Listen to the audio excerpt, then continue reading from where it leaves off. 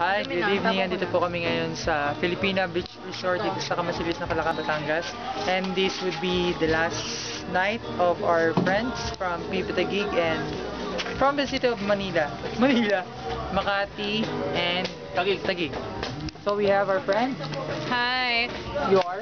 I'm Tin and ito na yung 3, 4, 5, 6 pang 4 days namin. Bukas uuwi na kami. Pero una na umuwi si Bachi, si Irene at saka si Ian kasi may mga personal silang kailangan i-attend. Personal na bagay na kailangan attend. At si Ariel.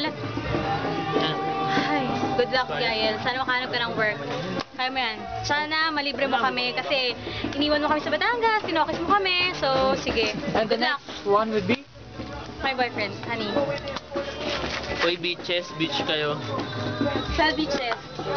B-E-A-C-H-E-S. Shop kumain dito, grabe. Dapat pumunta kayo. Dapat, naku, pinagpabukas na uwi. Bukas na uwi. Di kayo matutulog, promise. Bye-bye. The next would be?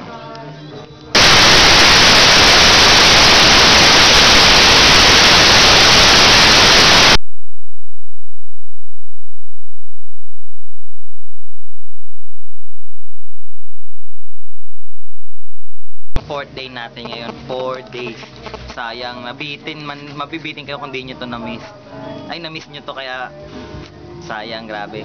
Next is... Mamimiss ko kayo lahat, guys. Bye. Love you guys. Love you, Lainel. Mua, Jelly, Crisel, Ariel. Sana nakasama kayo. Sana sa susunod, sumama kayo. And next, our friend, Mr. Malvin. Hi, Madvin. Hello, thank you so much friends for coming over here sa Batangas. Alam namin malayo pero you made an effort to be here at sana hindi pa itong last. At sana yung mga hindi nakapunta this time, next time makapunta na. Ariel, Crisel, and Ate Jelly. Ate Jelly, special mention kasi hindi kami nakapunta dyan.